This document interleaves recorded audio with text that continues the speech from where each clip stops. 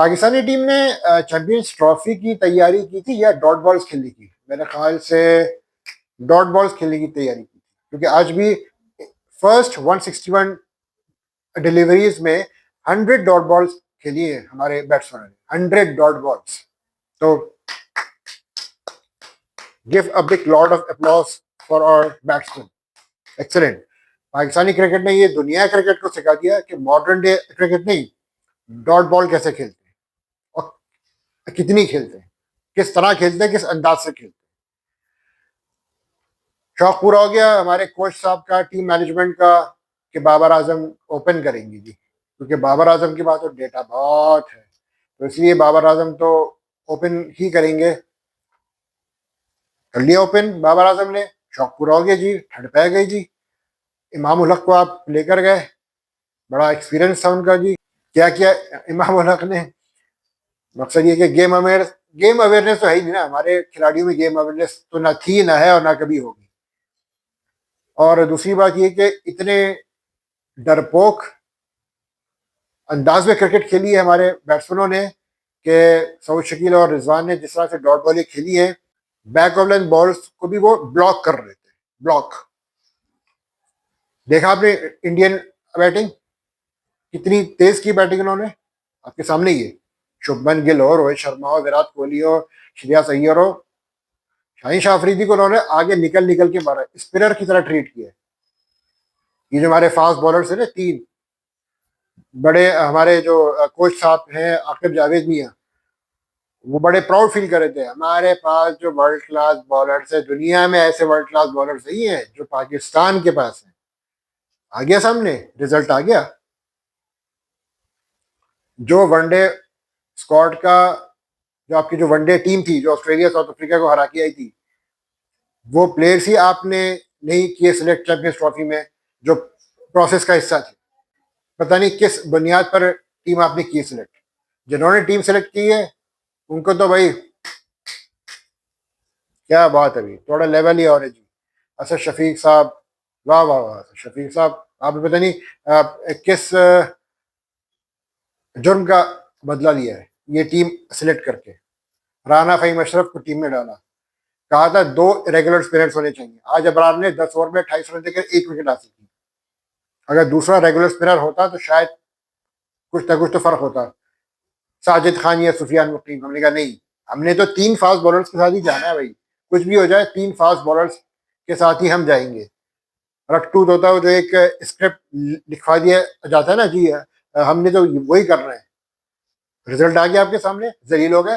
अब इंडिया को कोई शौक नहीं होगा आपसे खेलने का जी, कि जी पाकिस्तान इंडिया नहीं जाएगा वर्ल्ड कप, इंडिया का ना हो, भाड़ में जाओ, ऐसी टीम से तो खेलना ही नहीं। हो सकता है इंडियन फैंस कहे यार कि इस फारिग टीम से तो हमें अब खेलने की जरूरत ही नहीं है, जिनसे मुकाबले की कोई तवक्को ही ना हो, जिस टीम को मुकाबला ही ना करना आता हो, उस टीम के साथ अब खेलने का कोई फायदा नहीं, बेकार है। आपकी क्रिकेट को बहुत ज्यादा पीछे कर दिए। ऑब्वियसली उनके बाद जो प्लेयर्स हैं, जो उनके जो स्क्वाड का हिस्सा हैं चैंपियंस ट्रॉफी के, वो रेगुलरली कंसिस्टेंटली इस टीम का हिस्सा हैं।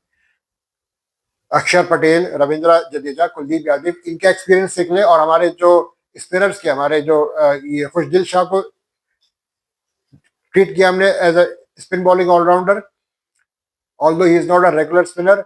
अबरार अहमद, अबरार ने अच्छी बॉलिंग की, लेकिन सलमान अली आगा को हमने 30वें ओवर के बाद लेकर आए, तो शुरू में भी इंट्रोड्यूस करवाना चाहिए था ना। जब अबरार ने विकेट ली थी तो उस वक्त भी सलमान अली आगा से 3-4 ओवर का स्पेल करवाना चाहिए था। हम खुशदिल शाह से चाह रहे थे कि वो ले विकेट, वो उसकी आदत है कि वो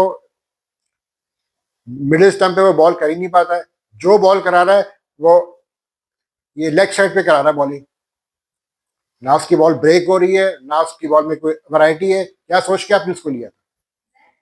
2 रेगुलर स्पिनर की बात की, 12 चले तो अब कोई फायदा नहीं है, पाकिस्तान चैंपियंस ट्रॉफी से बाहर हो गया। और शायकीन जो क्रिकेट है वो अब उन्होंने अब सुख का सांस लिया हुआ, उन्होंने कहा हो गया ठीक है यार, अच्छा है, अब टेंशन दूर हुई, अब हम दूसरी टीमों को सपोर्ट करेंगे जो क्वालिटी क्रिकेट खेलने आई है इस चैंपियंस ट्रॉफी में। पाकिस्तान क्रिकेट को अब सपोर्ट करेगा कोई फायदा नहीं। जब आपने सियासी बुनियादों पर भर्तियां करनी है तो भाई कोई फायदा नहीं है। अब आप खेलें PSL, शाहीन शाह अफरीदी साहब जो है वो ईगल बनकर आएंगे, ईगल ईगल बनकर आएंगे, चैंपियंस ट्रॉफी में, सॉरी PSL में खेलेंगे लाहौर कलंदर की तरफ से, और विकेट लेंगे और कहेंगे इस तरह की हरकतें करेंगे। और बॉब्जी द किंग भी पेशावर जलमी की तरफ से ओपन करेंगे, शॉटे मारेंगे जी, 50 60 70 बनाएंगे जी, शुरू से बैटिंग करेंगे आखिर तक 100 मारेंगे और कहेंगे डेटा बहुत है जी, डेटा बहुत है जी, और फिर सब मिलके गा रहे होंगे Babar king, Babar king, Babar king, Babar king, Babar. यही हो रहा होगा। तो PSL खेलो तुम लीग के काबिल हो बस, ठीक है ना। शाहिन शाह अफरीदी साउथ अफ्रीका के खिलाफ जो 2 टेस्ट मैचेस की सीरीज होती है वो खेलने आप प्रेफर नहीं करते हैं उनको, चूंकि बांग्लादेश प्रीमियर लीग के 6 मैचेस में अराउंड पाकिस्तानी 4 करोड़ रुपए मिलने थे, तो ऑब्वियसली उसका जो इंटरेस्ट है वो इन्हीं लीग्स पर ही होगा। और भले वो लीग्स क्वालिटी क्रिकेट वहां पे खेली जाती हो या ना खेली जाती हो, लेकिन ऐसा मिल रहा है ना जी, कहाँ एक टेस्ट मैच की फीस, और कहाँ वो 4 करोड़ रुपए सिर्फ 6 मैचेस के। तो जिस लाइन पे लगा दिए हमारे प्लेयरों को, तो रिजल्ट तो फिर ऐसे ही आने। अब 242 का टारगेट देके आप ये समझ लेते हैं कि हम इंडिया को आउट कर लेंगे, नामुमकिन था। हमारी बॉलिंग सबके सामने, ट्राई सही से लेके इन 2 मैचेस तक हमारी बॉलिंग ने क्या किया, 3 मैचेस वो 2 मैचेस ये, 5 मैचेस में हमारी बॉलिंग बुरी तरह फ्लॉप हुई है। हारिस रऊफ कुछ नहीं कर सके, नसीम शाह कुछ नहीं कर सके, शाहिन शाह अफरीदी ने 2 विकेट ली लेकिन उनको रन भी पड़े, वो उन 2 विकेटों का कोई फायदा नहीं था। बेसिकली शाहीन, नसीम, हारिस रऊफ ये इंटेलिजेंट बॉलर्स नहीं है, इन्होंने इंटेलिजेंट बॉलिंग नहीं की, इंडियन बॉलर्स ने इंटेलिजेंटली बॉलिंग की है। रिजवान का उनको पता है कि इसका ऑफ वीक है, सबको पता है, तो उन्होंने इसको ऑफ साइड पर ही कराई बॉलिंग, ऑन साइड पे नहीं कराई, कंसिस्टेंटली चौथे पांचवे तीसरे चौथे पांचवे स्टेप पे रखी उसको बॉलिंग, मुझे पता था कि इसका ऑफ वीक है, ये वहां वहां पे रन फ्री रन स्कोर नहीं कर सकता। ये होता है तरीका जज करने का, वीक पॉइंट्स को बैट्समैन के एक्सप्लॉइट करने का, दिस इज द वे। और हमारे यहाँ के बॉलर्स क्या बॉलिंग करेंगे यार, अब मकसद ये कि क्लूलेस बॉलिंग, क्लूलेस बैटिंग। और जब एक चलो स्लो फाउंडेशन थी, मान लिया ठीक है, एक फाउंडेशन बनी, उसके बाद सऊद शकील, यार मकसद कि आप किस तरह का स्ट्रोक खेल रहे हो। रिजवान साहब उनसे इतनी डॉट बॉलें खेलने के बाद भी वो, हालांकि कैच भी छोटा 42 रन पे, उस पर भी जो ये कि बॉल अंदर आ रही तो उसको भी वो हिट नहीं कर सकते, स्पिनर को, स्पिनर के ऊपर से स्ट्रेट हिट नहीं मार सकते। शुभमन गिल की आपने बैटिंग देखी, जिस तरह उसने उसने की बैटिंग, निकल निकल के मारा है उसने, स्ट्रेट हिट मारी है। देखें आप शुभमन गिल की बैटिंग, उसके 48 रन, 46 48 बनाया उसने, लेकिन उसका स्ट्राइक रेट आप देखें उसका, कि उसने किस तरह से की है बैटिंग। उसके गालिबन 46 रन, और एक हमारे रिजवान साहब के 44 रन, कहीं ज्यादा बेहतर है। Totally pathetic performance by the Pakistani team. और जो आपके जो प्लेयर्स हिस्सा थे, जो प्रोसेस का हिस्सा थे, अब्बास आफरीदी, इससे बेहतर था कि आप अब्बास आफरीदी को ले लेते, वो स्लो रन बहुत अच्छे तरीके से करता है, इन इन पिचेस के लिए वो मौजू तरीन है, उसको ले लिया। सुफियान मुकीम या साजिद खान, इनमें से आपने किसी एक को ले लिया। 2 रेगुलर स्पिनर्स आपके प्लेइंग 11 में होने चाहिए थे, 7 बैट्समैन खिलाए, क्या फायदा हुआ, रन बने 242। तैयब ताहिर जो है वो कुछ भी है, तैयब ताहिर हुआ, सैयद सऊद शकील हुआ, इनका डोमेस्टिक का वसीतर तजुर्बा है, वसीतर तजुर्बा।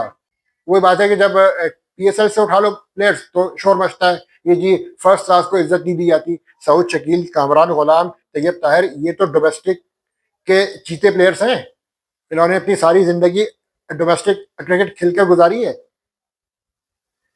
चलो कामरान गुलाम को तो नहीं लिया, लेकिन वही बात है, हमारी टीम तजुर्बात की भेंट चढ़ गई। यही नहीं पता कि ओपनर कौन है, यही नहीं पता मिड ऑर्डर में कौन है, ये नहीं पता कि तीसरे नंबर पे कौन आएगा, शफलिंग किए जा रहे हैं।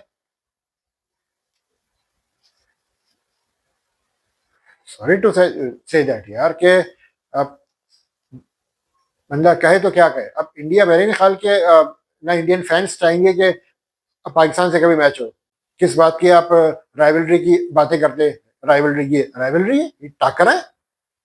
वन साइडेड जीता इंडिया आराम से, 42 ओवर में जीत गया। अगर 280 भी आप कर लेते ना तो तब भी वो आराम से बना लेते। शायद थोड़ा मैच फंस सकता था और शायद 242 रन बना के आप मैचेस नहीं जीत सकते, वो भी इंडियन टीम से जिसकी बैटिंग 8वें नंबर तक आती है। रविंद्र जडेजा 8वें नंबर पर आता है। कमाल करते हैं यार। ये ना आपके बॉलर से विकेटें ली जा रही है, ना आपके बैट्समैनों से रन्स बन रहे। ओपनिंग का मसला, मिडल ऑर्डर का मसला, सारे मसाइल वहीं के वहीं बरकरार हैं। अब क्या एक्सक्यूज देंगे आकिब जावेद साहब। उन्होंने तो कल फरमान जारी किया था कि हम तो सरप्राइज देंगे इंडिया को। कौन सा सरप्राइज है आकिब जावेद साहब, जरा वो भी बता दीजिएगा। और रिजवान साहब का तो ये फरमान था जी कि नॉर्मल मैच होगा हमारे लिए, जैसे नॉर्मल मैच होगा इंडिया पाकिस्तान का, कोई ऐसा वो नहीं है। It will be just a normal match. वो नॉर्मल मैच देख लिया आपने, उनसे तो खेले नहीं आ रहा था रिजवान। मैं हैरान हूँ कि कप्तान होके रिजवान इतना प्रेशर लिया हुआ था। रिजवान का प्रेशर ऑब्वियस था ऑन फील्ड। ऑब्वियसली इनके जो स्पिरिट्स है, अक्षर पटेल हुआ, रविंद्र जडेजा, कुलदीप यादव, इनका जो एक्सपीरियंस है वो आप देख लें। उनके जो जितने नंबर ऑफ ओडीआईज उन्होंने खेले। कुलदीप यादव ने 106 ओडीआईज और हमारे जो रेगुलर स्पिनर अबरार उसके 8 ओडीआईज। रविंद्र जडेजा ने 200 ओडीआईज खेले। अक्षर पटेल ने भी लगभग 64-65 खेले ओडीआईज। कोई कंपैरिजन नहीं था। उनके जो ये प्लेयर्स हैं ये बैटिंग भी कर रहे हैं और बॉलिंग भी कर रहे हैं, कंसिस्टेंटली स्क्वाड का हिस्सा है ये। हमारे यहाँ तो आउट ऑफ द वे जाके पता नहीं कहाँ से टीम में टपक पड़ते प्लेयर। जब चैंपियंस ट्रॉफी आती है, आईसीसी का कोई भी इवेंट आता है तो पता लगता है फहीम अशरफ आ गए, इधर से सऊद शकील आ गए। भाई ये तो स्क्वाड का हिस्सा ही नहीं थे। जो ऑस्ट्रेलिया, साउथ अफ्रीका और जिम्बाब्वे में टीम आपकी खेली थी, ये तो स्क्वाड का हिस्सा ही नहीं थे। अचानक कहाँ से आ गए। एनीवेज, तो बहुत बहुत मुबारक हो इंडियन टीम को, वेल डिजर्व्ड विक्ट्री। और अब आप दुआ करें कि इंडियन टीम सेमीफाइनल में हार जाए। और अगर इंडियन टीम फाइनल में पहुंच गई तो फाइनल दुबई में होगा। चैंपियंस ट्रॉफी जो पाकिस्तान होस्ट कर रहा है उसका फाइनल फिर दुबई में होगा। वो एक और सबसे बड़ी मार होगी इंडियंस का जो है वो। हम कह रहे थे कि ये गुरूर उनका नीचे आया था, वो तो उनका नहीं गुरूर नीचे आ रहा, अब तो और ऊपर आ जाएगा। तो सोशल मीडिया नहीं देखे तो बेहतर होगा, मजीद तकलीफ होगी।